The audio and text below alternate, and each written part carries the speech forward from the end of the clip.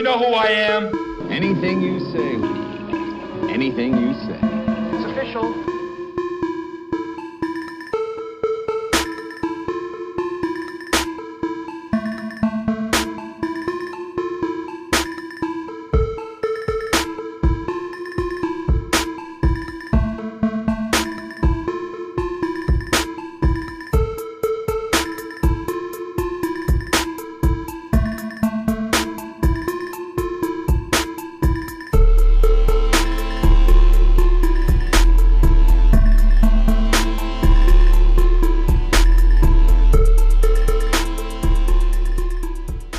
What's up, YouTube? It's your boy Thomas back again with another rendition of Truth Be Told.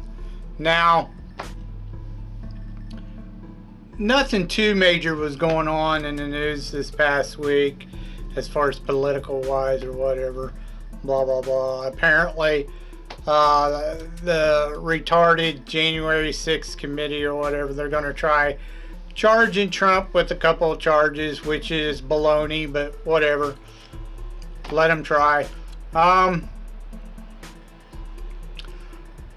saw this thing where they were claiming, which I thought was a reliable source, claiming that TikTok had put up a poll to see if Elon Musk should step down from being the CEO of Twitter.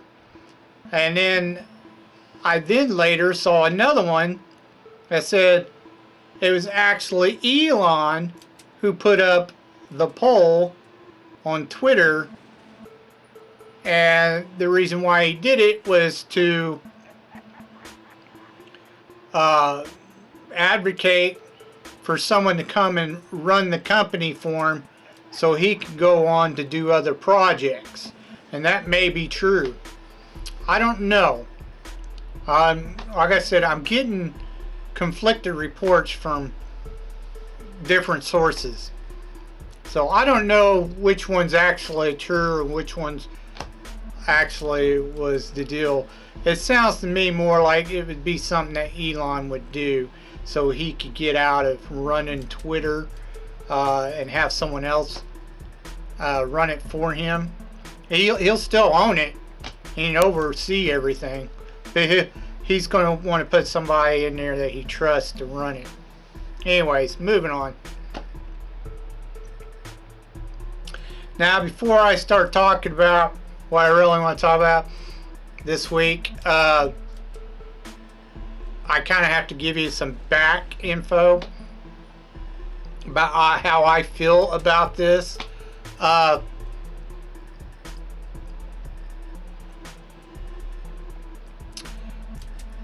When it comes to fighting games, you know, I really liked them when they first started coming out. You know, Mortal Kombat, Street Fighter 2 was the two big ones when they first started coming out, and I liked them. They were all right. But over time, you know, eventually, you know, I kind of veered away from it. I still like them, but at the same time, they mainly do.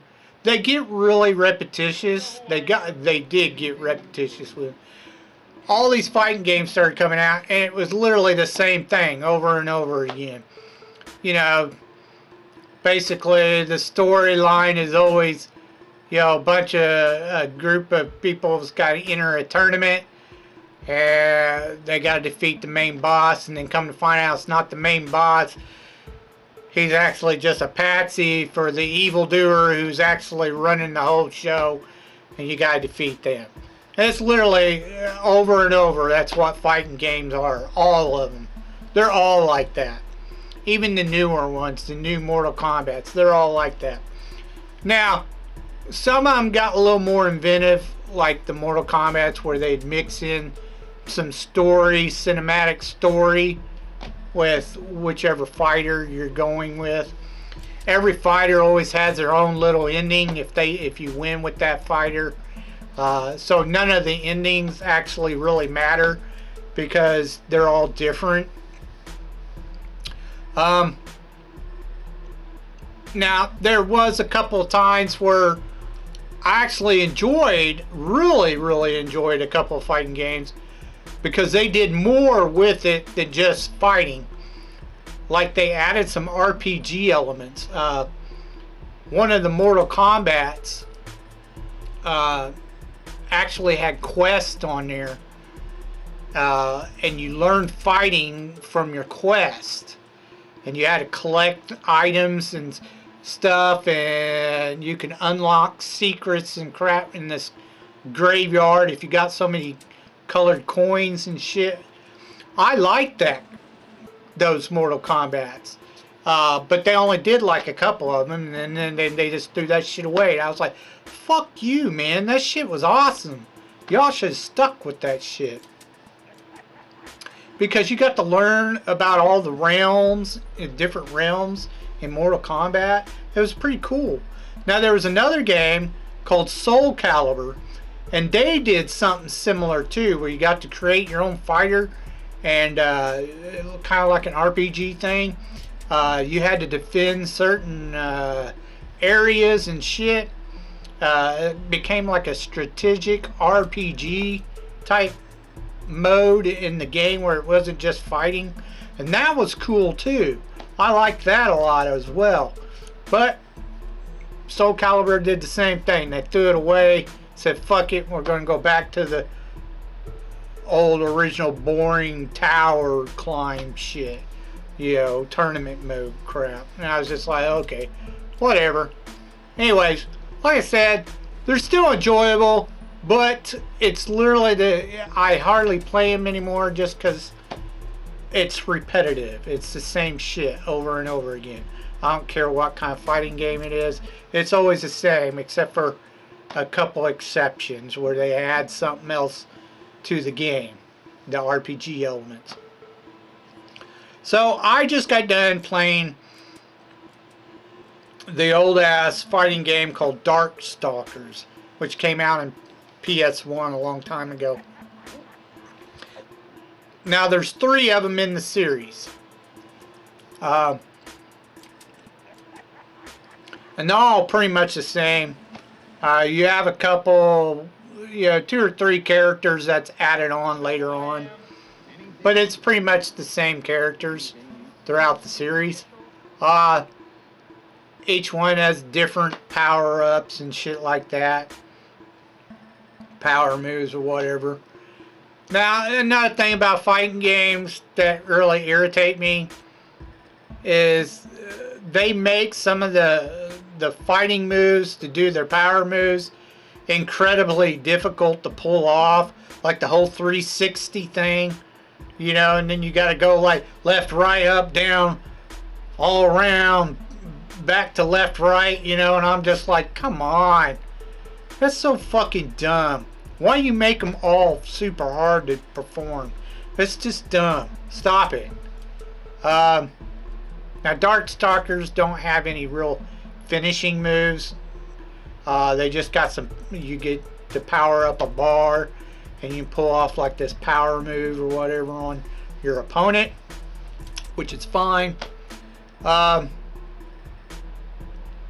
The other thing that irritates me, the only thing that irritated me about the first 2, the third one wasn't too bad, but the first 2 kind of irritated me because they make you go 2 rounds no matter what with your player. I'd rather just have 1 round so I can just get through it because there's several characters to play.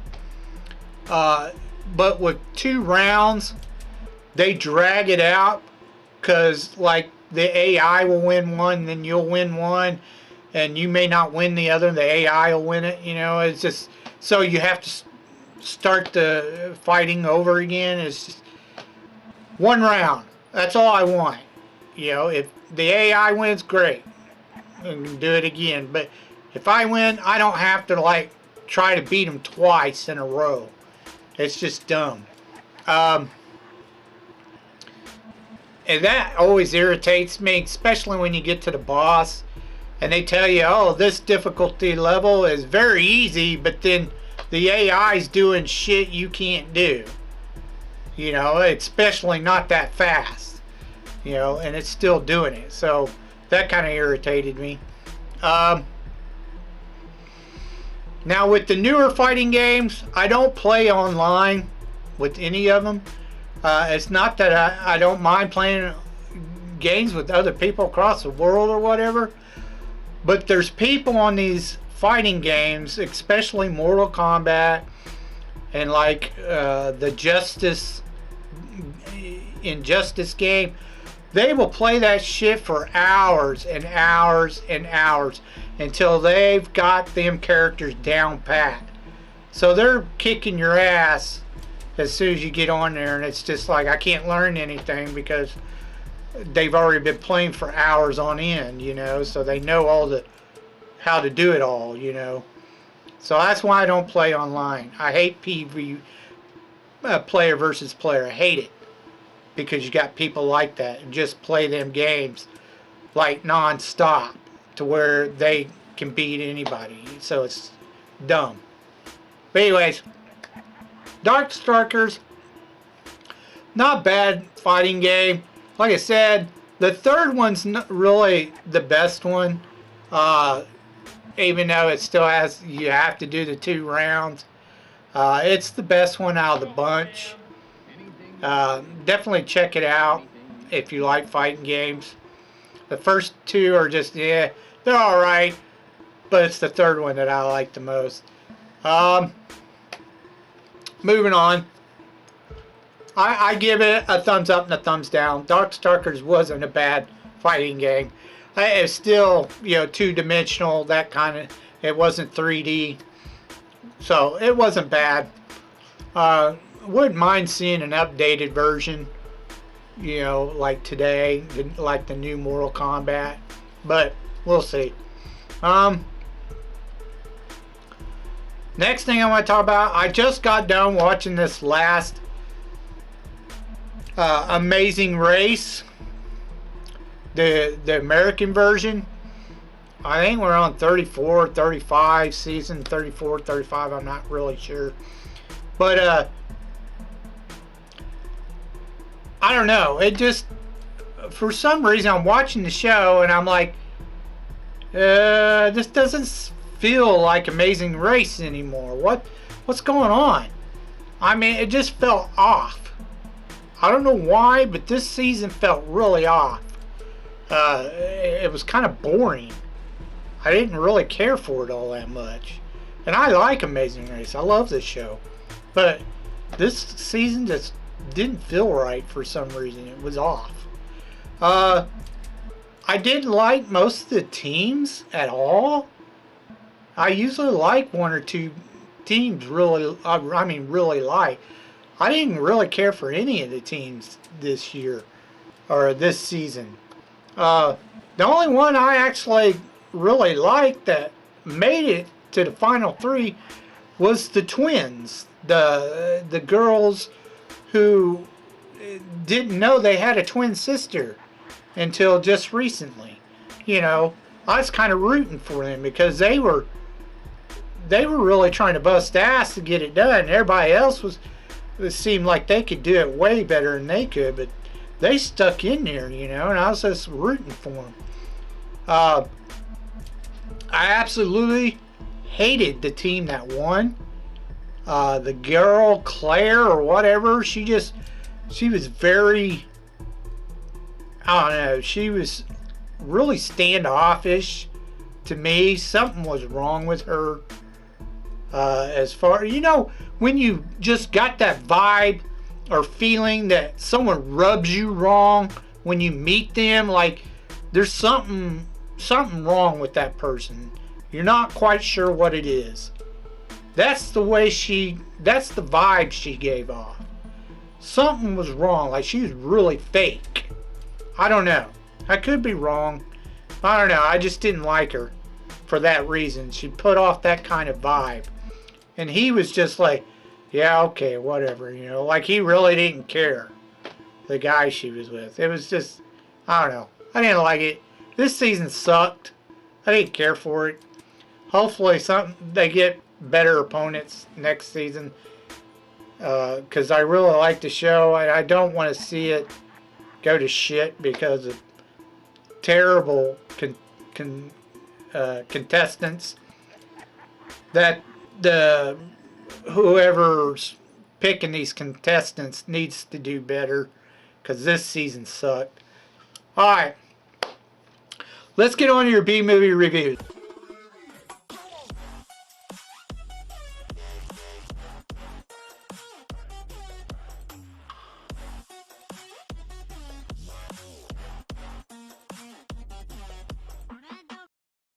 Alright, Movieholics.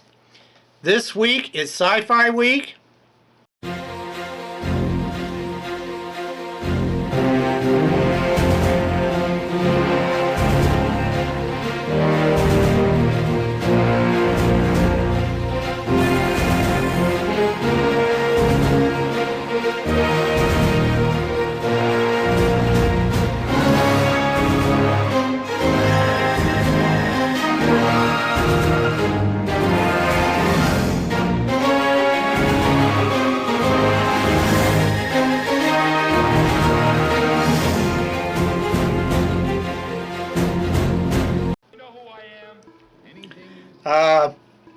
Anything you say. I chose a particular movie and its sequel, which I'm going to tell you right now, I never heard of a sequel to this movie. I was kind of surprised to see that it had a sequel, but understandably it was a B-rated movie, whereas the first one was, you know, better well known. The sequel was pretty B-rated. I mean, it went straight to DVD. Anyways, the first one's called Time Cop. It was done in 1994. Made $101 million, so it did okay.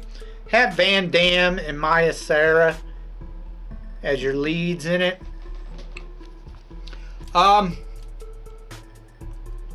Basically, the story is someone figures how to invent time travel. Now, they can't go into the future, but they can go into the past. Now, if they go into the past, it could really, everybody knows it could really screw things up for whatever the future has. You know, the timeline can change. So, they create an agency called TEC, which is basically, you know, a place for time cops that monitor history and make sure it stays on track. And if there's a incursion, they will go back in time and fix it. Because apparently there's criminals who get a hold of time travel and figure out a way how to go back into time and cause problems. But the movie literally states there's only 2 time machines. The one that TEC has, which is improved, and the prototype, which most of them didn't know hadn't been dismantled. They all thought it had been dismantled, but apparently it was not. Now, there's a bad senator who is getting people to go back in time to alter certain history to where he will get more money for a campaign to be president, and he wants to like conquer the world basically and run everything. By doing that, you know, he needs money, so that's why he keeps sending people back in time to commit crimes in the past to steal money. Van Damme tries to stop him. At the very beginning, he runs across a bunch of thugs that blow up his house and kills his wife. And later on, he becomes a time cop and he figures out who did it. It's this evil senator, and now he's going to go stop him from doing all. You know, at first he didn't know. He knew who was, you know, the criminal who was going back in time or whatever, changing history. He just didn't know that he had gone back in time and he's the one who killed his wife and blah blah blah. Now he knows, and he finds out, goes back, stops him from changing some history.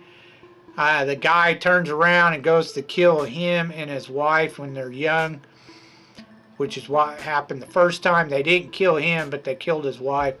Now he has a chance to set it right, and he does. Long story short, he comes back. Everything's back pretty much the way it's supposed to be, except for now his wife is back, and he now has a son, which he didn't know the first round that, you know, that she was pregnant. Anyways, all is well, it ends well, and that's the end of the movie.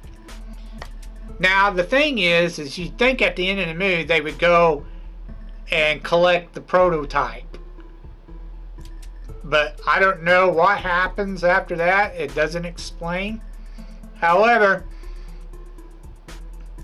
is where we get to the second one. Now the first one was fairly enjoyable, but there's a lot of problems when you're doing with time traveling movies, because you're going to screw certain things up, especially when it comes to time travel. But it was still, it had some good acting in it. It was a decent movie.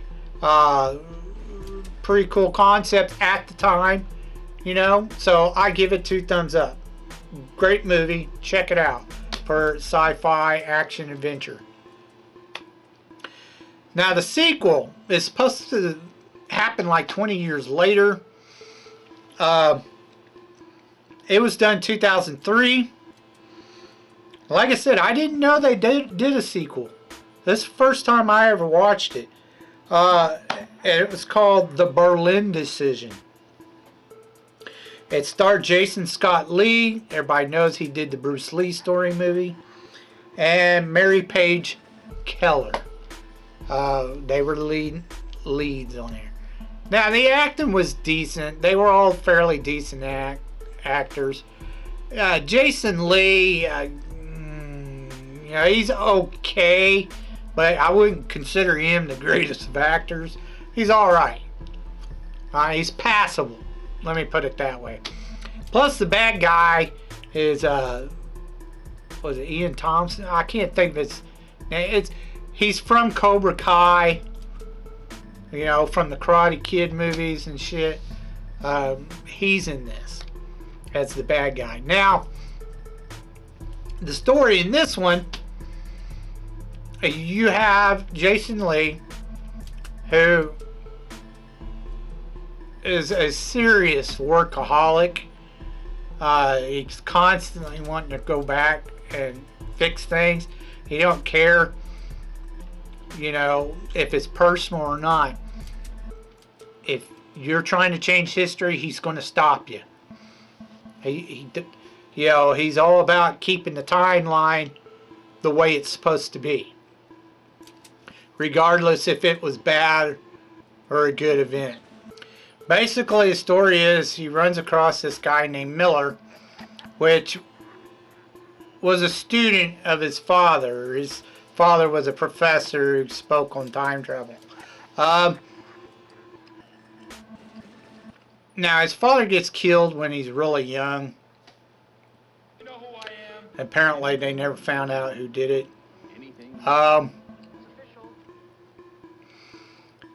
Ian Thomas, or whatever his name is, I can't think of his last name. But anyway, the bad guy, Miller, he wants to change historical events that were really bad. They end up on a mission at some point in time where this guy Miller, he wants to kill Hitler. And shit goes bad because Jason tries to stop him, and then Jason's character kills his wife. Miller ends up in a prison for 2 years. He figures out a way how to get out, and he breaks out. And then throughout most of the movie, Jason's character is constantly having to go back into time. Like as soon as he comes back, he ends up having to go back again and trying to stop this guy in different places and different events, because Miller's figured out a way how to go back in time and start killing people off at the TEC in their past, so they don't exist anymore. Now each time Jason comes back, things have changed, and he's like weirded out with some of the things that keep happening and keep changing or whatever. Now they've changed the way the time travel's done. Apparently it's no longer on a set of rail, like a railroad tracks or whatever, and they're sitting in the machine and it shoots them forward like a rocket and propels them through time. Now he just sits in this chair and these lights bubble around him and he's in the past. Which is dumb and weird, but whatever.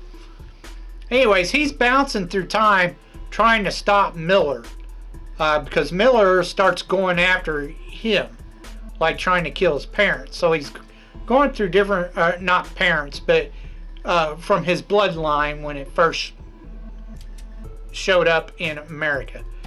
Come to find out, he finds out that the grandparents he thought was his weren't actually his. They were different, which was kind of a shock to Jason's character or whatever.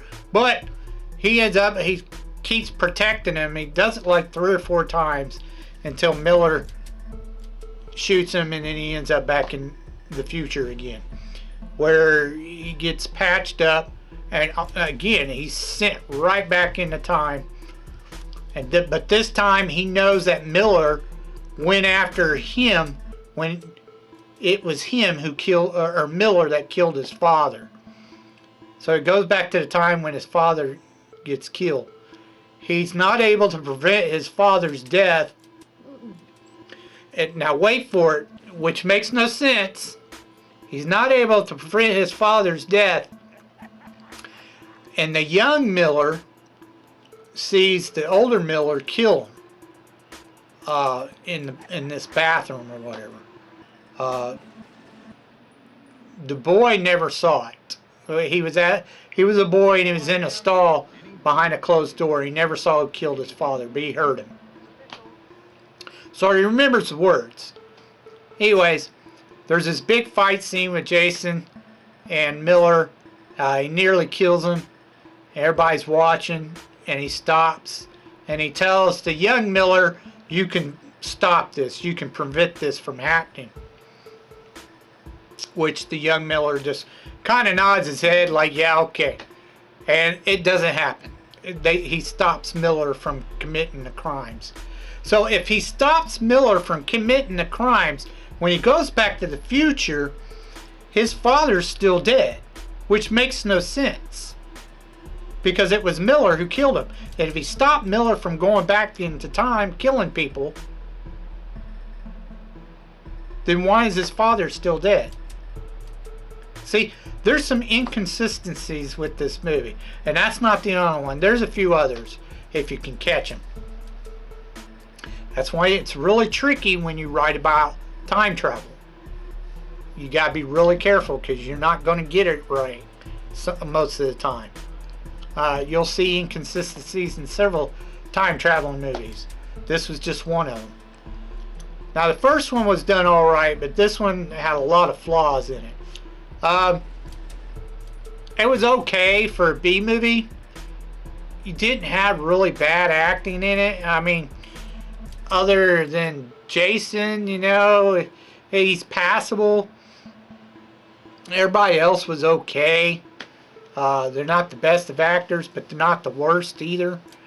The story was, I don't know, I didn't care for the story at all. I thought it was dumb.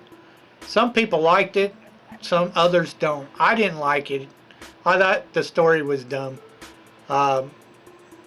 Another one as well, something personal happened to me in the past. Now I have a chance to fix it, blah, blah, blah. Yeah, same story as the first one, sort of, just with different people. instead of the wife, it was his dad. You know, vice versa. The bad guy's the cause. You know, he's the one who killed him. Same thing. I give it a thumbs up, thumbs down. It's okay for a one-time watch, but it wasn't all that great. Okay. That's all I have for you this time. If you could have any thoughts about what I spoke about earlier in the video, please leave your thoughts down in the comment section down below. I'd love to hear from you. If you can think of any B-rated or, you know, movies you think I may never have seen or underrated movies, please leave your suggestions down in the comment section down below, and I'll get to reviewing them as soon as I can. So until next time, I told you to be told the truth, and you've just been told.